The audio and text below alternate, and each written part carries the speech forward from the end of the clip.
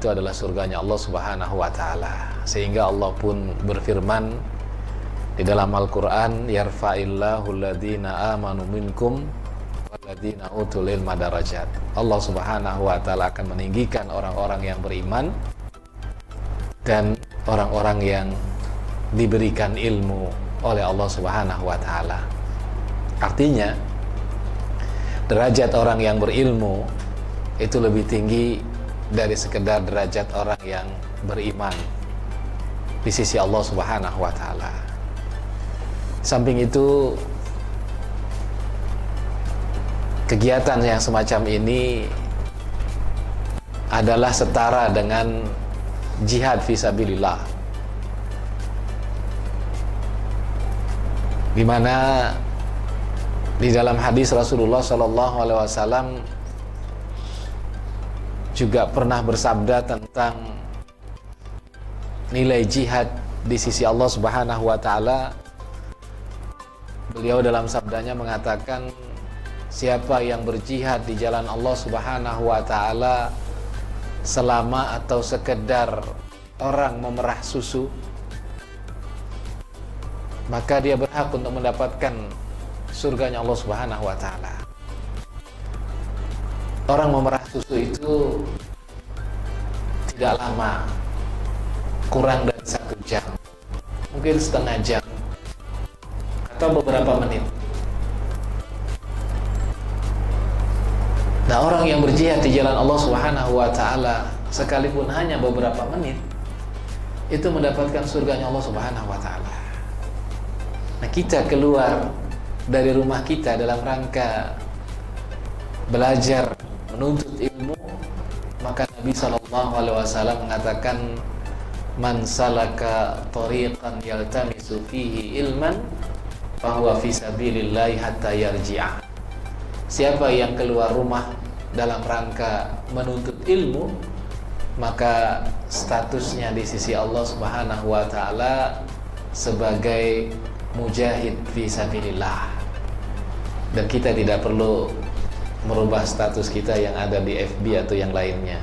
Cukup di sisi Allah status kita pada hari ini adalah sebagai mujahid fi sabilillah, pejuang di jalan Allah Subhanahu wa taala yang insya Allah akan mendapatkan surganya Allah Subhanahu wa taala.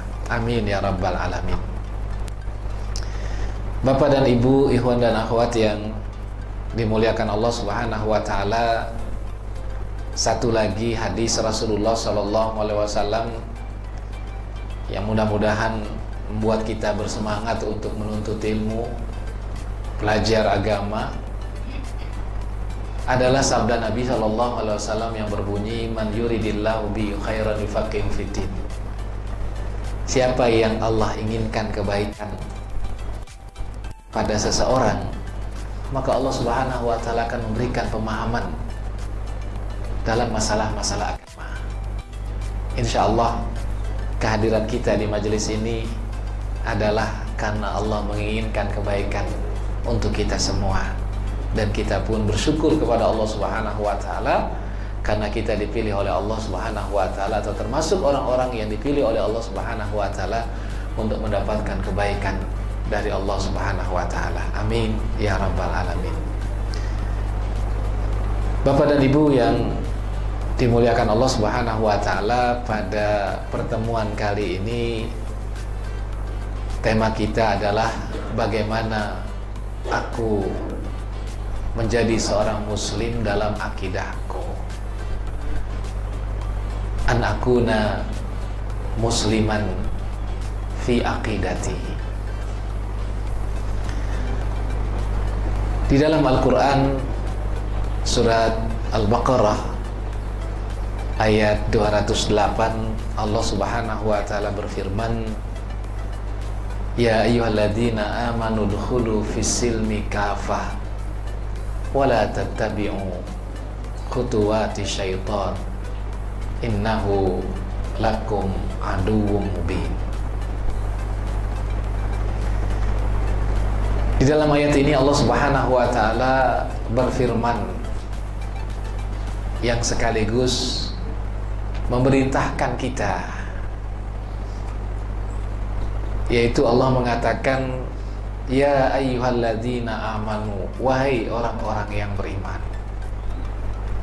Artinya ayat ini ditujukan secara khusus untuk orang-orang yang beriman, dan kita termasuk adalah orang-orang yang beriman dengan izin Allah Subhanahu wa taala. Lalu Allah Subhanahu wa taala mengatakan, udkhulu fisilmi kafah. Masuklah Islam secara menyeluruh. Allah Subhanahu wa taala memerintahkan kita untuk masuk ke dalam agama Islam ini secara menyeluruh. Tidak setengah-setengah. Karena yang namanya setengah-setengah itu tidak nyaman, ya, tidak enak. Kita kalau lagi tidur misalnya, tidurnya baru setengah gitu kan, dipaksa bangun, itu nggak enak. Kita baru makan, makannya baru separuh gitu kan, kita masih lapar, kita nggak enak gitu. Nah, Allah Subhanahu wa taala juga memerintahkan kita untuk masuk Islam secara menyeluruh. Udkhulu fisilmi kafah. Masuklah Islam secara menyeluruh. Jangan setengah-setengah.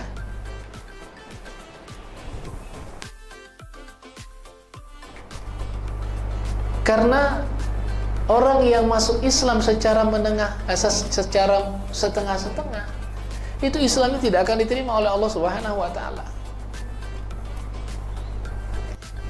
Orang yang setengah-setengah dalam mengamalkan ajaran Islam itu sama seperti orang yang menolak Islam.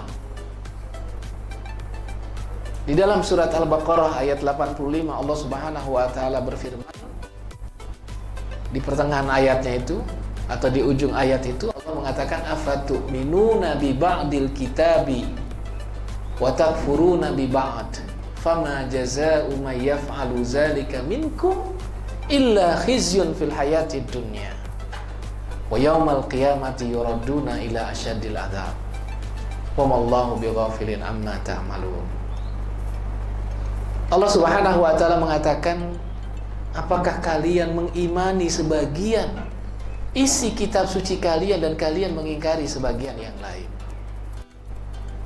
Ayat ini secara khusus memang ditujukan kepada orang-orang ahlul kitab, yaitu orang-orang Yahudi, di mana mereka ini hanya mengimani sebagian isi kitab sucinya dan mengingkari sebagian yang lain. Dengan kata lain, mereka ini Yahudinya setengah-setengah. Itu asbabun nuzul ayat tersebut.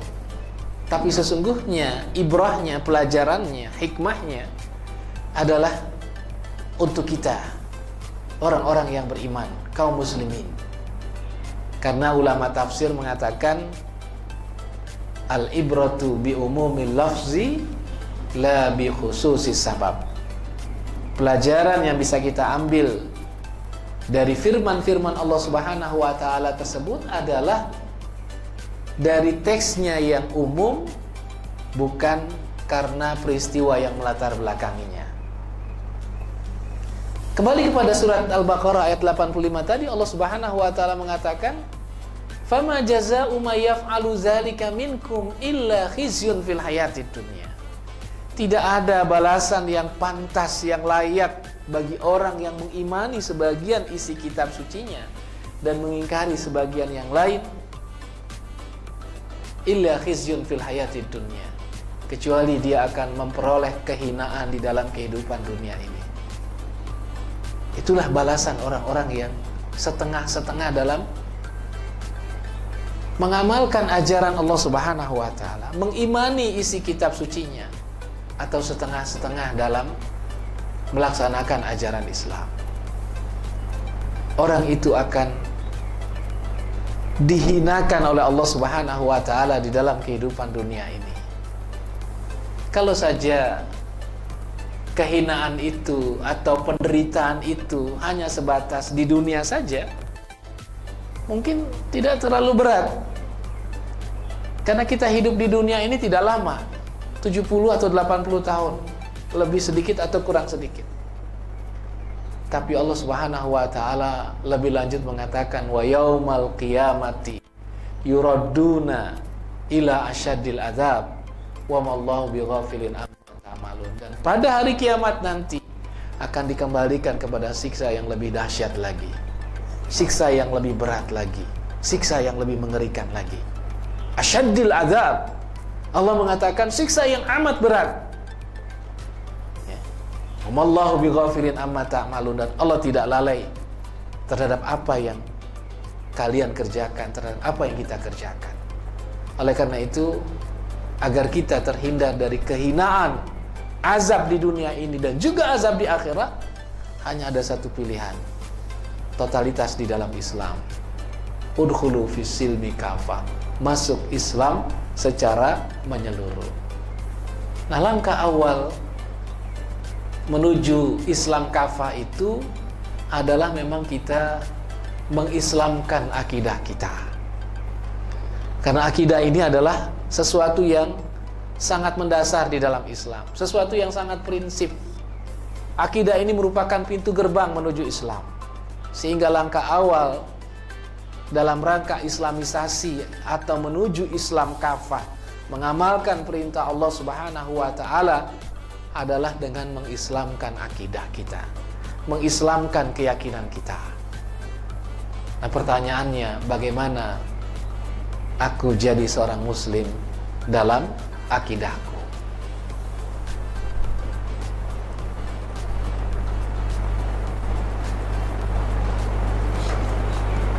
Tim media jalan.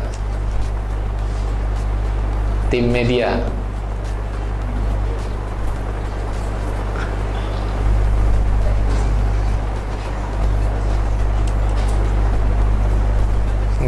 nggak jalan komputer ini, hang apa atau ada apa? Kan nggak bisa ya diklik.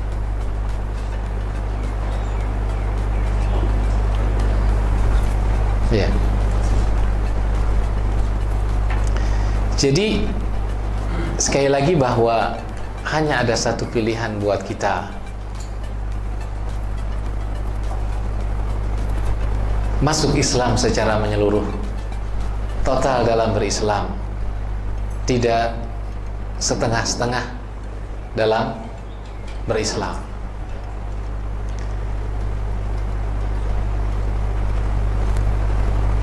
Bapak dan Ibu yang dimuliakan Allah Subhanahu wa taala, ketika Allah Subhanahu wa taala menurunkan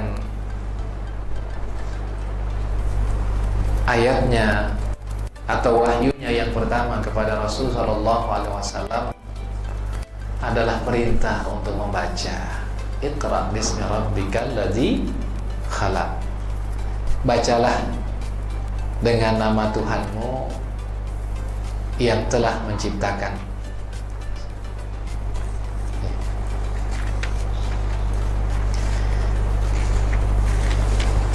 Kenapa Allah Subhanahu wa taala memerintahkan atau menurunkan ayat yang pertama, perintah untuk membaca?